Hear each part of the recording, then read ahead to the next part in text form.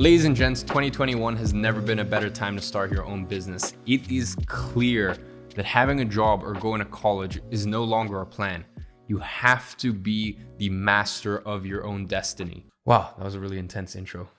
Anyways, there's a lot of confusion out there, especially for beginners, as to what the best business model is to get started with. And a lot of people are very starry-eyed looking at all these different business models. They're pulled in one direction and another direction. And I'm making this video here today to give you some clarity on the best way to go if you are broke, if you've got no money. And by the way, the conclusion of this video is not just one business model, it is an entire subsection. And I'll explain why, without question, it is the best place to get started if you have no experience, if you've got no money, and if you want to get started with a business in 2021. Now, before we get started, if you could just go ahead and, ladies and gentlemen, smash that like button. It really motivates me to continue creating content for you guys and shows me that you guys enjoy it. So go ahead and smash that like button. Really appreciate it. Now, two common business models out there that I'll just go ahead and debunk right away are real estate investing and trading. I think there's a lot of gurus out there. I think the people who try to sell this as an opportunity really need to take a long, hard look at themselves in the mirror and ask themselves, are they being honest with their audience? Because look, you are not going to invest your way out of being broke. Investing in real estate and becoming a trader is not starting a business. And as I said, you're not going to invest your way out of being broke. Furthermore, when you're first getting started, you need a business model that you can start with very little capital. With both those business models, without less than $5,000, and by the way, that's most of the time not even enough to get started properly and, really make a dent. So without at least $5,000 in those business models, you're really not going to be able to achieve much. Now, you can tell me all you want about, deal sourcing. And by the way, deal sourcing in real estate, at that point, you're really just self-employed and you're providing a service for another person, which we'll get onto in just a second, but that's not real estate investing.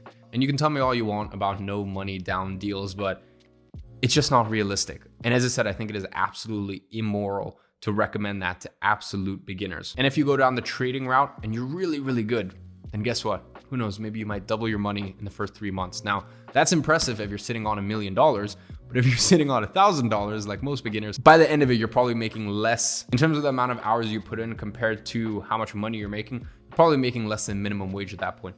And the other really important thing to remember, for example, for those of you guys who want to get into trading as a business model, you're only assuming that you make money. What about if you lose money? And most traders lose money in their first year. So in terms of trading and real estate as a business model for beginners or with people who have very little capital, forget about it. As I said, it kind of almost makes my blood boil to see people legitimately recommend that as a best route for beginners. By the way, I am not opposed to trading. I'm not opposed to investing in real estate. I don't personally have any money in real estate by the time we're recording this. My personal, not business, personal trading portfolio is worth around $1.2 million, and that's post-tax. Not going to tell you exactly what I'm invested in, and my overall investment portfolio at this point in my personal name is worth around $2 million.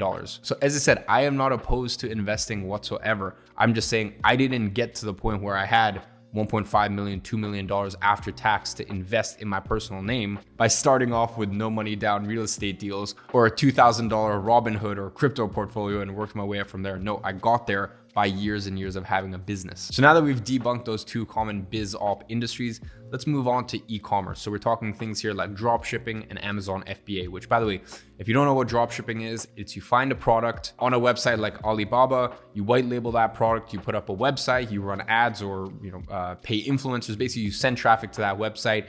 And then, the difference between what you charge on the product compared to what it actually costs, that difference right there is what you keep, minus refunds, disputes, merchant fees, etc., etc. And Amazon FBA is fulfillment by Amazon. So basically what that means is you buy a bunch of stock, you send it off to Amazon. Then when people are searching on the Amazon marketplace, then, they might see your product. And long story short, similar sort of model, except Amazon is kind of driving the traffic there. Now let's start off with drop shipping. And quite frankly, drop shipping in the year 2021 is dead. Me personally, and by the way, I know that I represent the masses, the majority.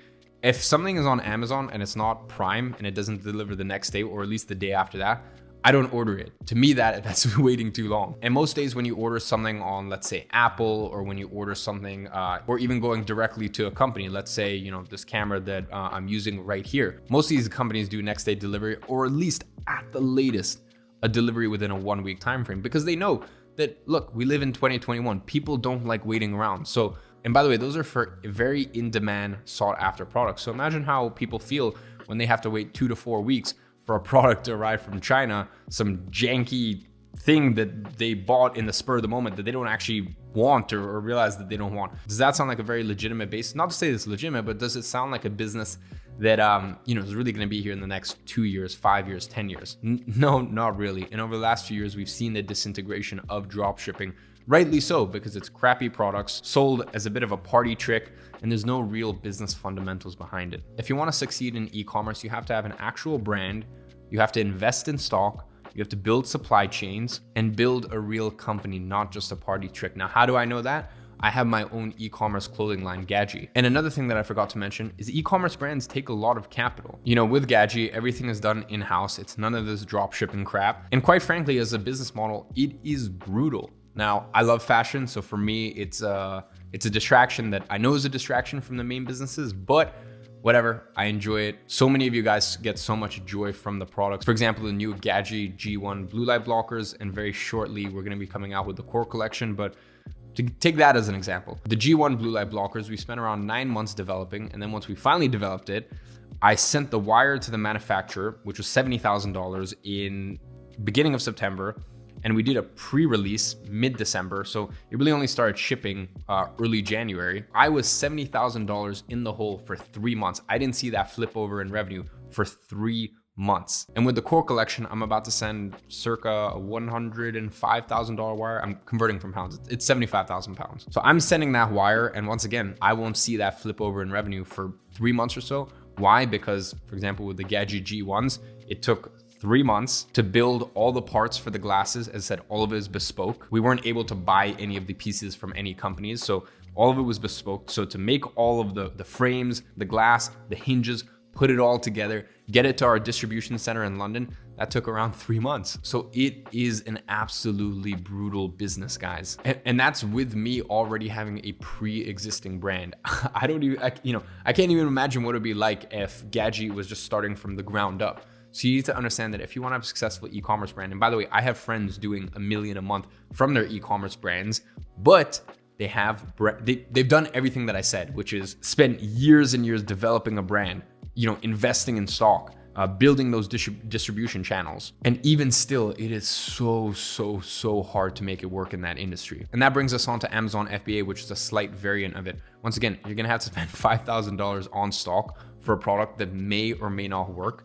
and that the ranking system and the SEO system behind it is really controlled by Amazon. So I don't think it's, I would never want to have a business that's in another company's control. So ladies and gents, I would stay away from e-commerce in general, because for you to make it work in 2021, you are going to have to invest a lot of money, and even still, it is very hard to make work. The next common biz op is affiliate marketing. Now, I'm a little bit more of a fan of this because it is true you can get started with absolutely zero investment, but just know that for a solid year or so, you're not going to see a single penny from affiliate marketing. So basically what affiliate marketing is you find a product out there or a software out there, you market it, and then in return, you get a commission for the total amount it sells for. Now, the main thing with that is you need a traffic source. So good luck spending a year, developing a YouTube or an email list or a blog, because as I said, you need actual traffic to drive to an affiliate offer. So affiliate marketing is something that can definitely work, and I'm not discounting it at all.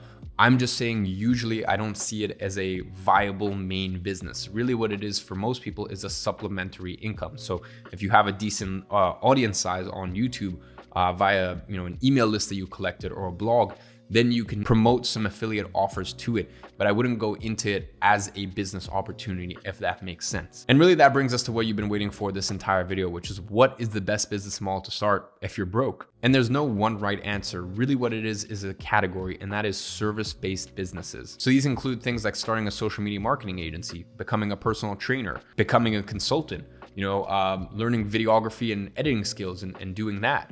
Really, the list goes on and on. The main point here is that you are a service provider. Now, as you guys know, I personally believe in social media marketing the most. That's why I started the company greatagency.com 2 years ago. And really the beauty of having a social media marketing agency is you don't actually need to deliver the services yourself.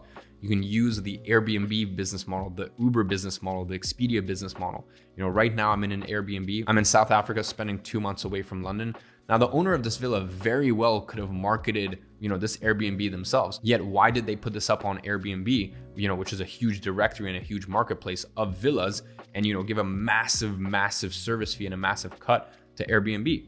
Because they don't want to deal with the stress of marketing and selling themselves. And that's really what you use when you are starting a social media marketing agency. You find a contractor who's going to deliver the Facebook ads, the Google ads, the email marketing, the social media management, really everything that falls under the umbrella of having a social media marketing agency. You find them, you use them as your contractor, and then you go out and you sell these services at a 200-300% markup. Now, I don't want to get too in detail on how that actually works, because right below this video, you can find an updated 2021 case study where I go into this model in excruciating detail, but really that's why I'm a big fan of it. The other reason I'm a big fan of it ties into the reason that I'm a fan of some of these other business models that fall under a service-based business. So whether that's, you being a video editor, or you start, becoming a consultant or a coach, whatever it may be, is that you can start all these things with less than $100 investment. And when you are a beginner and you've got no money, that is the most important thing.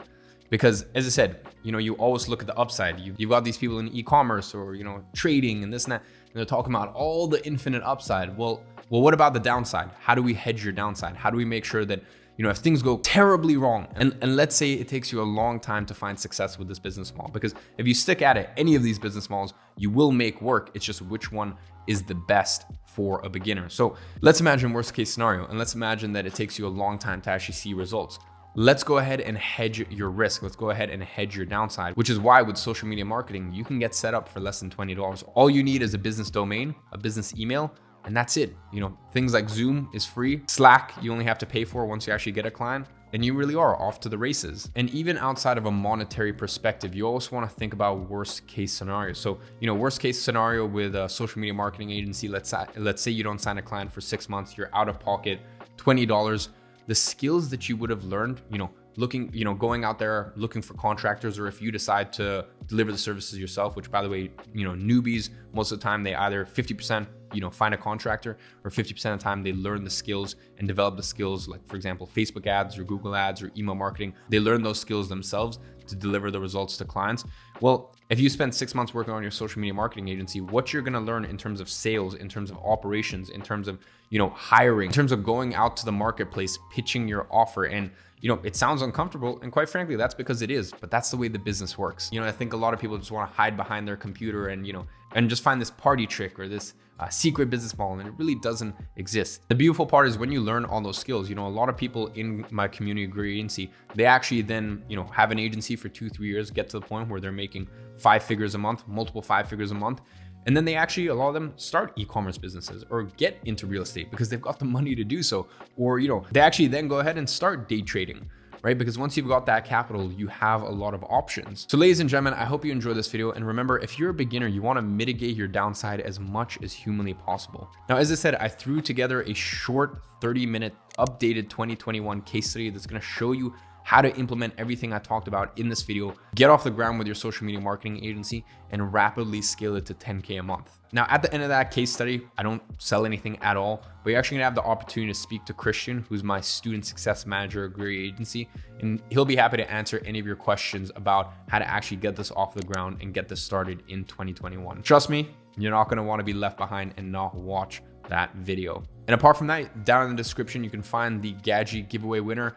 As always, on all of my videos, I give away a piece of apparel from Gadzhi, my bespoke clothing line. To enter into that, all you have to do is subscribe, turn on post notifications, and comment within the first 2 hours of a video going live, and then check back the next video and I announce the winner. It'll be a pinned comment down in the comment section. Hope you guys enjoyed this video, and I'll see you in the next one.